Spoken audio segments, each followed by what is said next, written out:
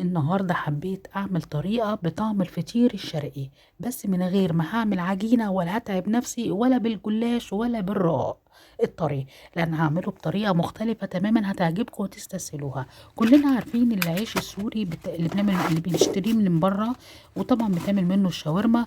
هو ده اللي هعمل بيه النهاردة. وتعالى أقول لكم طريقتين.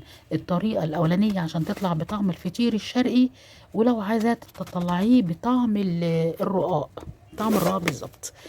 اول حاجه ان انا هجيب بستخدم في الصينيه عامه 8 وحدات، لان هي اصلا خفيفه، فبستخدم في الصينيه بالظبط 4 تحت و4 فوق، وفي النص الحشو.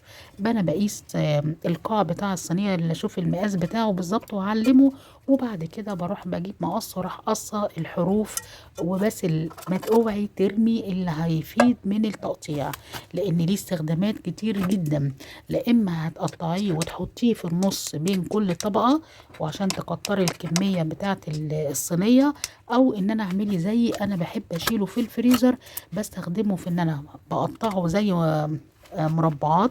وبستخدمه لما اكون بعمل كشري، بحب اعمل طبق وارش عليه بعد ما احمره بالزيت، احط عليه كمون وملح وفلفل، بيبقى روعة. او لو انت عايزة تعملي فتة الشاورما السوري مع الصوص بتاع التومية، بتبقى روعة. عشان كده بقول لكم اوعوا ترموه. وبعد كده بقى بتاخدي، انا شلته في الفريزر في كيس لما استخدمه اللي هي البواقي. لكن انا هنا دلوقتي الطريقه اللي انا بقول لكم عليها ان انا هعملها زي الفطير بالظبط، في ان انا مش هبلها في الشوربه. ان انا هعمل كل راق هدهنه بالسمنه بالظبط عشان يطلع زي الفطير الشرقي بالظبط اللي بنجيبه من بره، ونفس الطعم. وبين كل اتنين كده بحط بسيط من الجبنه، عشان تدي يعني زي بعزز النكهه. وبرده بتدهني كده لغايه لما بتوصلي لنص اللي هم اول 4 بتحطيهم. وبعد كده تبتدي تنزلي بقى لو عندك ميكس جبن بتحطيها، وفلفل الوان. ودي جبنه رومي اللي انا حطيته ده فلفل اسمر بس انا شلته.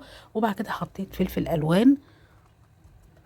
ولو عندك بقى اي حشو، لحمه مفرومه، عندك سجق، عندك فراخ. انا هنا كان عندي فراخ شوحتها في تتبيله جبت كيس تتبيله الشاورما السوري مع حبه زيت وحطيتهم على النار. وبصراحه مع ليمونه كامله بتدي مزازه، طلعت طعم الشاورما السوري بالظبط. ورحت هو ده الحشو بتاعي اللي حطيته في النص، مع الفلفل الالوان ومع الجبنه الرومي المبشوره. بس كده. وبعد كده بتحطي بقى جبنه موتزاريلا عشان تمسك وتبقى برضو بتدي طعم حلو. وتروحي بعد كده بقى حاطه الاربع رقات التانيين من فوق. وبتاع دوت. وبرضه تدهني بينهم بين كل واحده برضه في يا دوبك رشه سمنه بسيط كده، علشان ما تبقاش يعني زعقه كده بطعم السمنه. لكن هجيب بقى اخر واحده، انا ما قطعتهاش بنفس الطريقه، انا سبتها زي ما هي كبيره.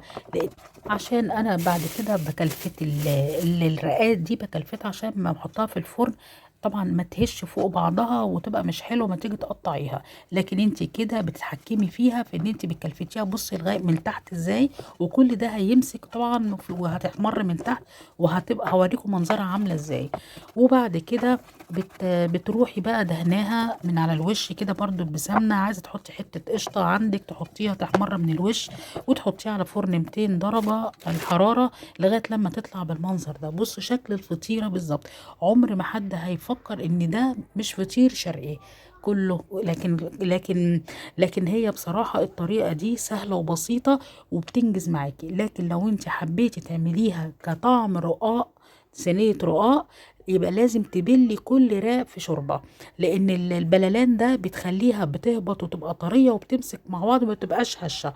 وساعتها مش هنحتاج اللي هي الكفر الاخير اللي هو بنكلفت بيه ده، لا، هنعمل الرقات عادية لانه كله هيبقى طري ومفيش اي مشاكل. ده الفرق بينه وبين طعم الفطير الشرقي وطعم الرقاق لو انت عايز تعمليها صينيه رقاق.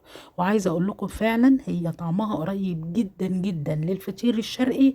ولما بتبليها وبتعمليها صينيه برضو في الشوربه زي الرقاق بالظبط نفس طريقه الرقاق، ما بتعمليها بتطلع برضو طعمه احلى كمان من صينيه الرقاق. لو عجبك الفيديو يا ريت تعملي لي لايك وسبسكرايب وشير القناه عشان يوصلك كل جديد.